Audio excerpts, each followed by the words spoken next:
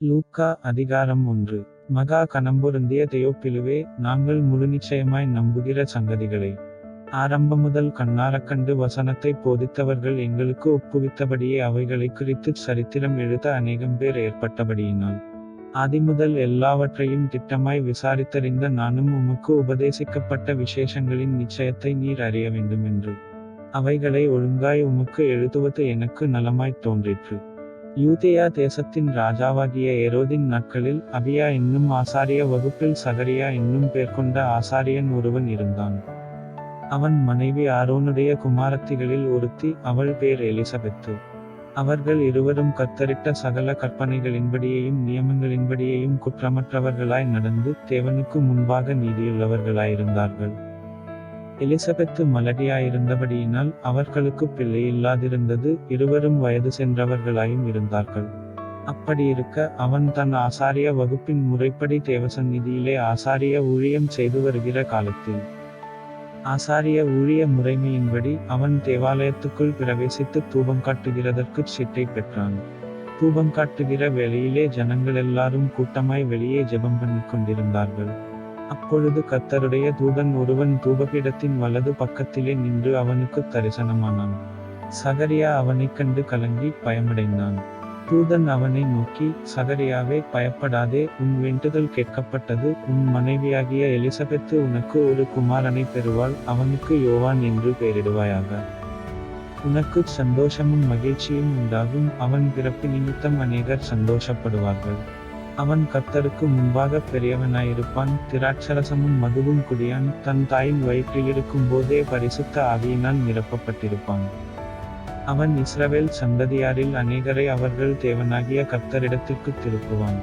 பிதாக்களுடைய இருதயங்களை பிள்ளைகளிடத்திற்கும் கீழ்ப்படியாதவர்களை நீதிமான்களுடைய ஞானத்திற்கும் திருப்பி உத்தமமான ஜனத்தை கர்த்தருக்கு ஆயத்தப்படுத்தும்படியாக அவன் எலியாவின் ஆவியும் பலமும் உடையவனாய் அவருக்கு முன்னே நடப்பான் என்றான். அப்பொழுது சகரியா தேவதூதனை நோக்கி, இதை நான் எதினால் அறிவேன்? நான் கிழவனாயிருக்கிறேன், என் மனைவியும் வயது சென்றவளாயிருக்கிறாளே என்றான். தேவதூதன் அவனுக்குப் பிரதியுத்தரமாக, நான் தேவசந்நிதானத்தில் நிற்கிற காபிரியேல் என்பவன், உன்னுடனே பேசவும் உனக்கு இந்த நற்செய்தியை அறிவிக்கவும் அனுப்பப்பட்டு வந்தேன். இதோ, தகுந்த காலத்திலே நிறைவேறப்போகிற என் வார்த்தைகளை நீ விசுவாசியாதபடியினால் இவைகள் சம்பவிக்கும் நாள் மட்டும் நீ பேசக்கூடாமல் ஊமையாயிருப்பாய் என்றான். ஜனங்கள் சகரியாவுக்குக் காத்திருந்து அவன் தேவாலயத்தில் தாமதித்ததினால் ஆச்சரியப்பட்டார்கள். அவன் வெளியே வந்தபோது அவர்களிடத்தில் பேசக்கூடாமலிருந்தான். அதனாலே தேவாலயத்தில் ஒரு தரிசனத்தைக் கண்டான் என்று அறிந்தார்கள். அவனும் அவர்களுக்குச் சைகை காட்டி ஊமையாயிருந்தான். அவனுடைய ஊழியத்தின் நாட்கள் நிறைவேறினவுடனே தன் வீட்டுக்குப் போனான். அந்நாட்களுக்குப் பின்பு அவன் மனைவியாகிய எலிசபெத்து கர்ப்பவதியாகி, ஜனங்களுக்குள்ளே எனக்கு உண்டாயிருந்த நிந்தையை நீக்கும்படியாக கர்த்தர் இந்த நாட்களில் என்மேல் கடாட்சம் வைத்து எனக்கு இப்படிச் செய்தருளினார் என்று சொல்லி 5 மாதம் வெளிப்படாதிருந்தாள். 6ஆம் மாதத்திலே காபிரியேல் என்னும் தூதன் கலிலேயாவிலுள்ள நாசரேத்தென்னும் ஊரில் தாவீதின் வம்சத்தானாகிய யோசேப்பு என்கிற நாமமுள்ள புருஷனுக்கு நியமிக்கப்பட்டிருந்த ஒரு கன்னிகையினிடத்திற்கு தேவனாலே அனுப்பப்பட்டான். அந்தக் கன்னிகையின் பேர் மரியாள். அவள் இருந்த வீட்டில் தேவதூதன் பிரவேசித்து, கிருபை பெற்றவளே வாழ்க, கர்த்தர் உன்னுடனே இருக்கிறார், ஸ்திரீகளுக்குள்ளே நீ ஆசீர்வதிக்கப்பட்டவள் என்றான். அவளோ அவனைக் கண்டு அவன் வார்த்தையினால் கலங்கி, இந்த வாழ்த்துதல் எப்படிப்பட்டதோ என்று சிந்தித்துக் கொண்டிருந்தாள். தேவதூதன் அவளை நோக்கி, மரியாளே, பயப்படாதே, நீ தேவனிடத்தில் கிருபை பெற்றாய். இதோ, நீ கர்ப்பவதியாகி ஒரு குமாரனைப் பெறுவாய். அவருக்கு இயேசு என்று பெயரிடுவாயாக. அவர் பெரியவராயிருப்பார், உன்னதமானவருடைய குமாரன் எண்ணப்படுவார். கர்த்தராகிய தேவன் அவருடைய பிதாவாகிய தாவீதின் சிங்காசனத்தை அவருக்குக் கொடுப்பார். அவர் யாக்கோபின் குடும்பத்தாரை என்றென்றைக்கும் அரசாளுவார். அவருடைய ராஜ்யத்துக்கு முடிவிராது என்றான். அதற்கு மரியாள் தேவதூதனை நோக்கி, இது எப்படியாகும்? புருஷனை அறியேனே என்றாள்.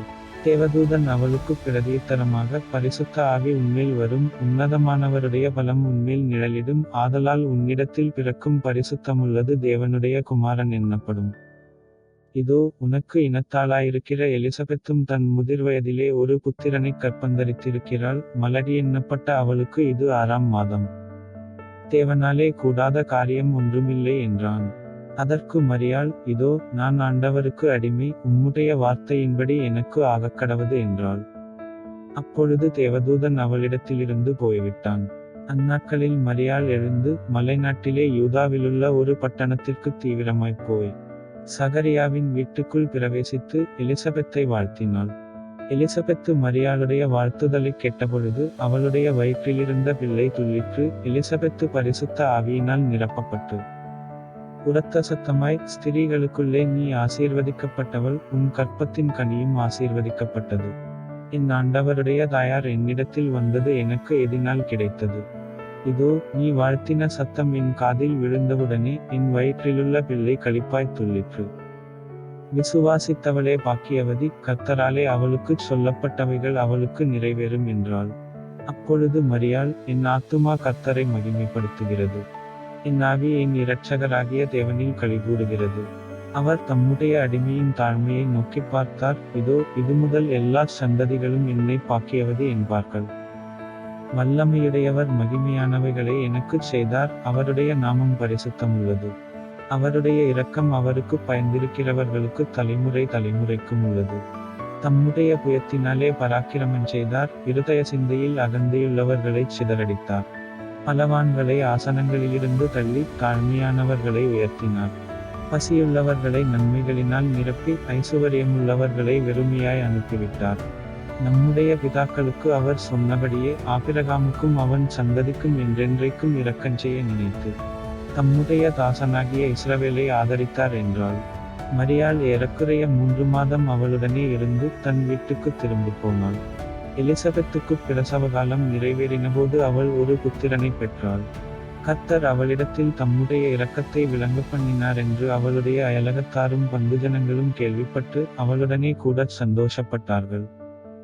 8ஆம் நாளிலே பிள்ளைக்கு விருத்த சேதனம் பண்ணும்படிக்கு அவர்கள் வந்து அதின் தகப்பனுடைய நாமத்தின்படி அதற்கு சகரியா என்று பெயரிடப் போனார்கள். அப்பொழுது அதின் தாய், அப்படியல்ல, அதற்கு யோவான் என்று பெயரிட வேண்டும் என்றாள். அதற்கு அவர்கள், உன் உறவின் முறையாரில் இந்த பேருள்ளவன் ஒருவனும் இல்லையே என்று சொல்லி அதின் தகப்பனை நோக்கி, இதற்கு என்ன பெயரிட மனதாயிருக்கிறீர்கள் என்று சைகையினால் கேட்டார்கள். அவன் எழுத்து பலகையை கேட்டு வாங்கி, இவன் பேர் யோவான் என்று எழுதினான். எல்லாரும் ஆச்சரியப்பட்டார்கள். உடனே அவனுடைய வாய் திறக்கப்பட்டு அவனுடைய நாவும் கட்டவிழ்க்கப்பட்டு தேவனை ஸ்தோத்திரித்து பேசினான். அதனால் அவர்களைச் சுற்றி வாசமாயிருந்த யாவருக்கும் பயமுண்டாயிற்று. மேலும் யூதேயாவின் மலைநாடெங்கும் இந்த வர்த்தமானங்களெல்லாம் சொல்லிக் கொள்ளப்பட்டது.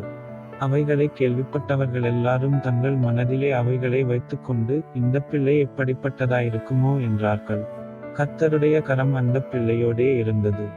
அவனுடைய தகப்பனாகிய சகரியா பரிசுத்த ஆவியினாலே நிரப்பப்பட்டு தீர்க்கதரிசனமாக, இஸ்ரவேலின் தேவனாகிய கர்த்தருக்கு ஸ்தோத்திரம் உண்டாவதாக, அவர் நம்முடைய பிதாக்களுக்கு வாக்குத்தத்தம் பண்ணின இரக்கத்தைச் செய்வதற்கும் தம்முடைய பரிசுத்த உடன்படிக்கையை நினைத்தருளி உங்கள் சத்துருக்களின் கைகளினின்று நீங்கள் விடுதலையாக்கப்பட்டு உயிரோடிருக்கும் நாளெல்லாம் பயமில்லாமல் எனக்கு முன்பாக பரிசுத்தத்தோடும் நீதியோடும் எனக்கு ஊழியஞ்செய்ய கட்டளையிடுவேன் என்று அவர் நம்முடைய பிதாவாகிய ஆபிரகாமுக்கு இட்ட ஆணையை நிறைவேற்றுவதற்கும் ஆதிமுதற்கொண்டிருந்த தம்முடைய பரிசுத்த தீர்க்கதரிசிகளின் வாக்கினால் தாம் சொன்னபடியே தமது ஜனத்தை சந்தித்து மீட்டுக்கொண்டு நம்முடைய சத்துருக்களினின்றும் நம்மை பகைக்கிற யாவருடைய கைகளினின்றும் நம்மை இரட்சிக்கும் படிக்கு தம்முடைய தாசனாகிய தாவீதின் வம்சத்திலே நமக்கு இரட்சணிய கொம்பை ஏற்படுத்தினார்.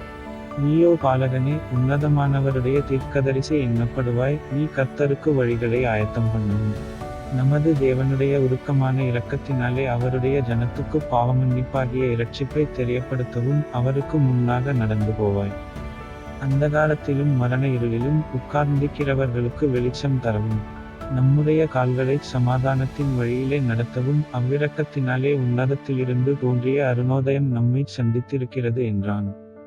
அந்த பிள்ளை வளர்ந்து ஆவியிலே பலங்கொண்டு இஸ்ரவேலுக்கு தன்னை காண்பிக்கும் நாள் வரைக்கும் வனாந்தரங்களிலே இருந்தான்.